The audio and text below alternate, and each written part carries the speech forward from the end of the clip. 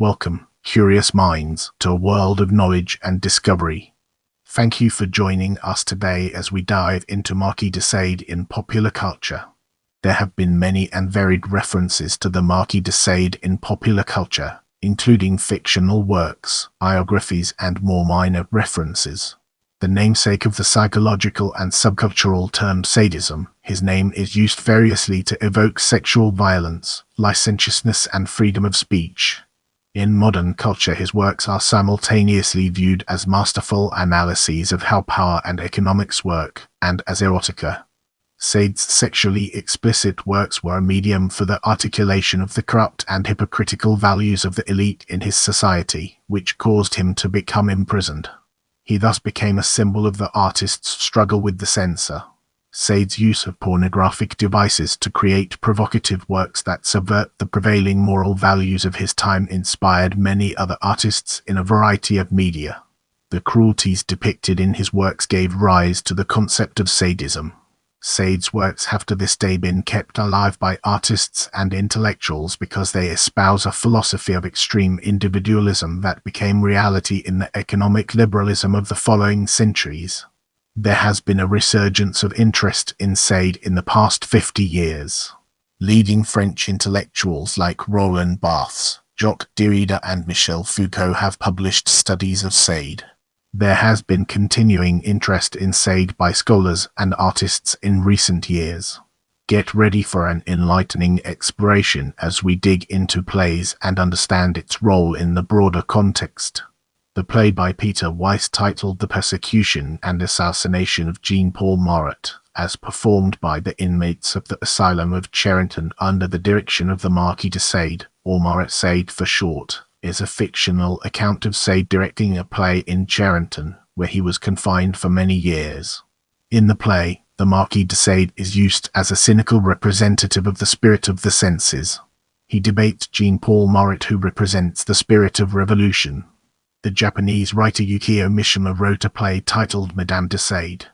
The Canadian writer Tabari Izarif wrote a play titled Sade, a one-man show set in Vincennes prison. Doug Wright wrote a play, Quills, a surreal account of the attempts of the Charenton governors to censor the Marquis writing, which was adapted into the slightly less surreal film of the same name. Now, let's shift our attention to films. Visual representations of Sade in film first began to appear during the Surrealist period. While there are numerous pornographic films based on his themes, the following is a list of the more significant representations. Age Dawn 1930, the collaboration between filmmaker Luis Buñuel and Surrealist artist Salvador Dalí. The final segment of the film provides a code to Sade's The 120 Days of Sodom, with the four debauched noblemen emerging from their mountain retreat. The Skull 1966, British horror film based on Robert Bloch's short story The Skull of the Marquis de Sade. Peter Cushing plays a collector who becomes possessed by the evil spirit of the Marquis when he adds Sade's stolen skull to his collection. The Marquis appears in a prologue as a decomposing corpse dug up by a 19th grave robber. In another scene, a character gives a brief, fictionalized account of Sade's life, emphasizing his bourgeois reputation. The film Marat Sade 1966, directed by Peter Brook, who also directed the first English-language stage production. Patrick Magee plays the Marquis. Marquis de Sade, Justine 1968, directed by Jess Franco. Klaus Kinski appears as Sade, writing the tale in his prison cell. Eugenie, the story of her journey into perversion, also known as philosophy in the Boudoir 1969. Another Franco film, this one featuring Christopher Lee as Dolmans. De Sade 1969, romanticized biography scripted by Richard Matheson and directed by Cy Enfield. The film more or less presents the major incidents of Sade's life as we know them, though in a very hallucinatory fashion. The film's nudity and sexual content was notorious at the time of release, and Playboy ran a spread based around it. Keir Dullea plays the Marquis, here named Louis Alphonse de Nation, in a cast that includes Lily Palmer, Senta Berger, Anna Massey, and John Huston. Eugenie de Sade 1970, another of Jess Franco's adaptations. Adapts Sade's story. Eugenie de Franville, accurately, though set in the 20th century. Beyond Love and Evil 1971, original title La philosophie dans le boudoir, French film loosely adapted from de Sade's play Philosophy in the Bedroom. Set in the present day, a cult of depraved hedonists cavort at a remote, elegant mansion. Justine de Sade 1972, directed by Claude Pierson. An accurate rendition of Sade's tale, though lacking Franco's panache. Or the 120 Days of Sodom 1975, directed by Pier Paolo Pasolini, is perhaps the most well-known cinematic adaptation of de Sade. Pasolini transplants Sade's novel updated to fascist Italy as a commentary on the excesses of power and the commodification of man. Cruel Passion 1977, a toned-down re-release of de Sade's Justine, starring Q Stark as the long-suffering heroine. House of de Sade 1977, X-rated film combines sex and sm in a house haunted by de Sade's spirit. Vanessa Del Rio stars. Waxwork 1988, another horror film. In this one, people are drawn through the tableau in a chamber of horrors into the lives of the evil men they represent.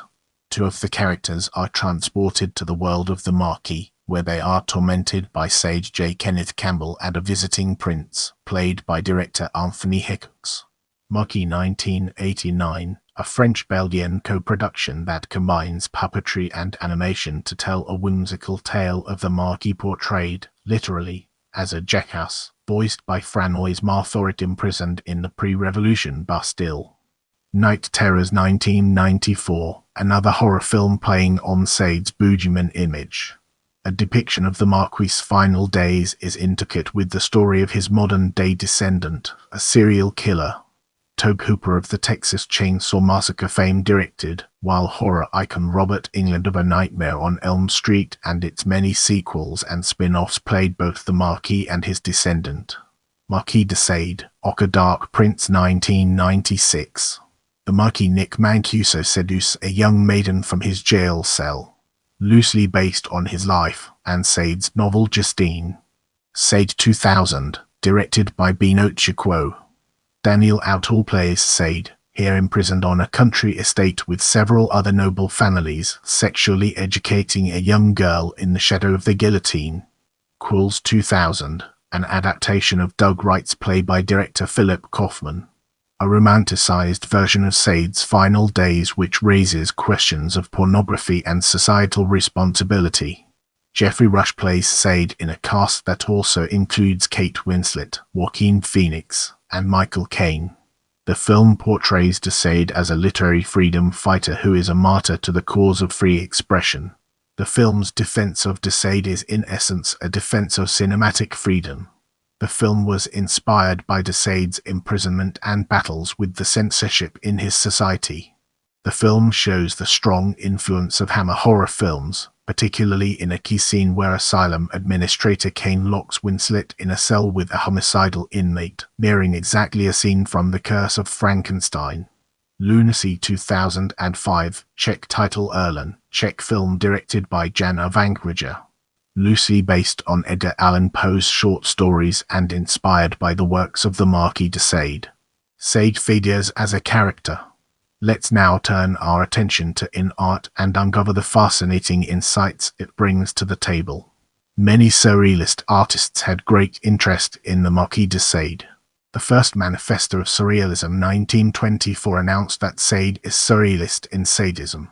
Guillaume Apollinaire found rare manuscripts by Sade in the Bibliothèque Nationale in Paris.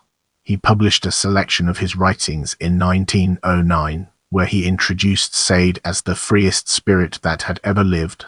Sade was celebrated in surrealist periodicals.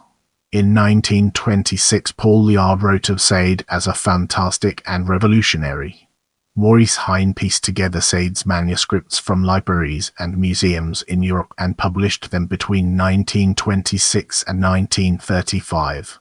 Extracts of the original draft of Justine were published in Le Surrealisme au service de la Révolution. The surrealist artist Man Ray admired Sade because he and other surrealists viewed him as an ideal of freedom. According to Ray, Hine brought the original 1785 manuscript of 120 Days of Sodom to his studio to be photographed.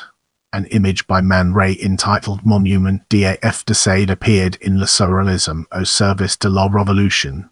Let's transition to other works and uncover its significance. The writer Georges Bataille applied Sade's methods of writing about sexual transgression to shock and provoke readers.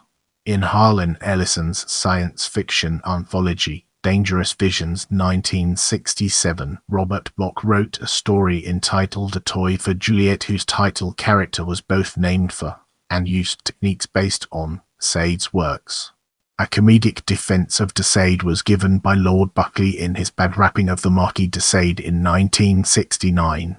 Bloch also wrote a short story called The Skull of the Marquis de Sade, in which a collector becomes possessed by the violent spirit of the Marquis after stealing the titular item. The story was the basis for the film The Skull 1966, starring Peter Cushing and Patrick Wymark. Polish science fiction author Stanislaw Szolem has written an essay analyzing game theoretical arguments that appear in Sade's novel Justine. Sade in his Part I is a 1990 hit song by German musical project Enigma that is a sensual track, purportedly based around questioning the sexual desires of Marquis de Sade.